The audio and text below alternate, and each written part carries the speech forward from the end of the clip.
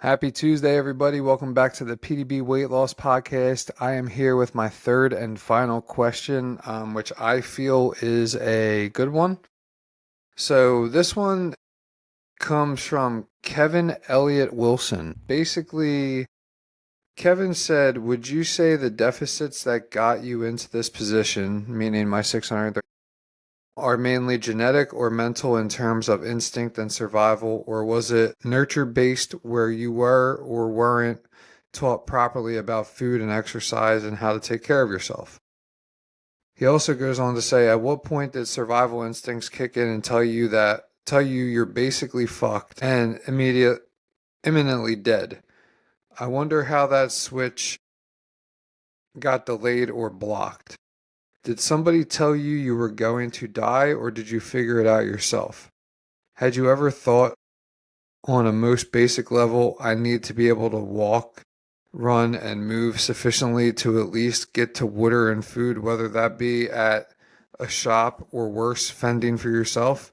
I want to understand more. So, Kevin, I did not take this comment in a bad way at all. I understand you want to learn more about it, and I think this is an absolute great question. So first, to just like touch on the first question, the deficits that got me into this position, genetic or mentally in terms, or was it nurture based where I was or was not taught properly about food and exercise? So I'll put it to you this way.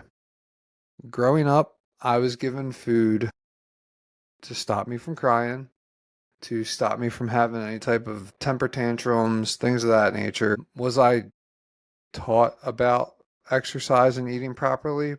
I mean, probably in school, did I pay attention? No, I did not like school at all. Was not a fan of going to school whatsoever. Did my parents teach me about it? No.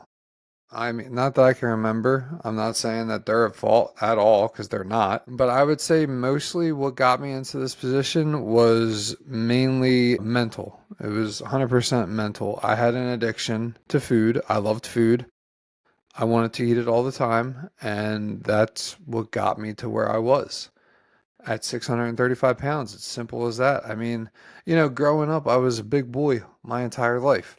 And I don't know if it was because I was, given food because I was having tantrums to like, stop me or what it may have been. But I can tell you that, when I was a teenager and able to make my right decisions, I still ate. I still ate a lot. I still ate like crap. I ate like shit. I just would stop. I would nonstop eat. Okay, so I'm not blaming anybody on this but myself. It was 100% a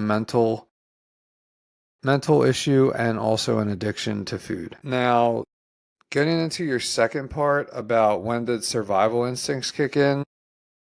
So survival instincts kicked in basically back in 2023 when I started drinking again and just eating completely, out of hand. Because I mean, ultimately, I I was trying to kill myself because of past events that may have taken place that I won't talk about anymore because they're in the past and it's behind me. But yes, I wanted to kill myself because mentally I was in a dark place. And the only thing that was there that I felt that was like there for me was food, to be honest with you. So I turned to it all the time. It never talked back to me. It was always there for me. I mean, it just helped me. It made me feel good. It made me feel happy when I was sad. It was a lot. It just, I don't know. It's just not a good feeling, when I look back on it and I realize like there were other things I could have done to make myself happier at the time instead of eating food. That's where, that was the at that point is when I realized like, you know, maybe I should change because back in 23 when I started drinking again and everything, I ended up in the hospital with pancreatitis attack. Seeing my son upset is what kind of really like kicked me in my balls to get me moving. So that was my wake up call. All right. Now, to the last part of your question, did somebody tell me I was going to die or did I figure it out myself? And then the whole part about Did I ever think about the most basic things to do, as such as far as walk and run and move sufficiently to get food and water?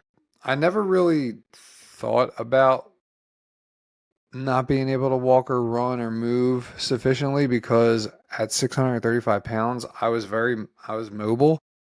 I was walking around, I was moving at my own pace. I didn't have any issues. I didn't need crutches or a walker or anything of that nature. Nobody told me I was going to die, but people had mentioned to me, like, your weight's a little bit out of control. You need to do something about it before something happens. And that is my team of doctors that have told me that day in and day out. And did I listen to them? No. Is it my fault? Absolutely. But I have now listened to them because the one doctor that really got the fire burning in me was my bariatric surgeon, who basically told me, like, look, you're wasting my time. I don't believe that you want this as bad as you say you do, because the last time he seen me before COVID hit, I was 85 pounds lighter. And when I seen him this time, I was like 85 to 100 pounds heavier. So he was like, what happened? Like, what happened from then till now? And I was like, COVID hit. And he said, COVID's been over for a year and a half. What's your excuse? And when he said that, friggin' light switch flicked faster than I could even blink. And I wanted to prove to him that I wanted to live and I wanted to survive and I wanted to be around for a long time. And that's when I started dieting, exercising, and taking GLP-1 medication to help me lose the weight to get down to a safe weight to have my bariatric sleeve surgery. So, hopefully this answers your question. If you have follow-up questions, by all means, tell me. I'll answer them. But those are my honest truths. I mean, I'm not perfect. I never will be perfect.